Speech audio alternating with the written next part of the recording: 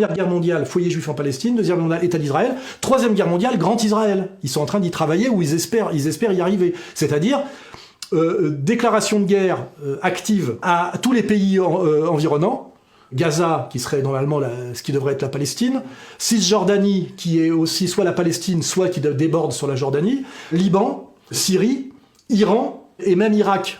Voilà. Donc en fait, Israël est en guerre avec tous les pays du Moyen-Orient, et si son projet a un sens, il est le projet du Grand Israël, c'est-à-dire que de toute façon l'État d'Israël actuel n'est pas viable parce qu'il est trop petit, et que soit il disparaît en devenant autre chose que l'État d'Israël, mais en devenant une Palestine multiethnique, multiconfessionnelle, soit à un moment donné, Israël continue à grandir pour pouvoir revendiquer son rôle de puissance dominante du Moyen-Orient, et donc effectivement, on comprend que dans cette logique, on est dans des logiques de conquête territoriale, toujours pareil, au nom d'ailleurs de l'élection divine, qui est le principe de la terre promise. Je rappelle, la terre promise n'est pas la terre des ancêtres, c'est une terre qu'on vole par l'agression à un tiers, qui lui est un natif et qui est là depuis longtemps, parce qu'on a soi-disant un texte, qui est un texte sacré, qui vous donne cette terre.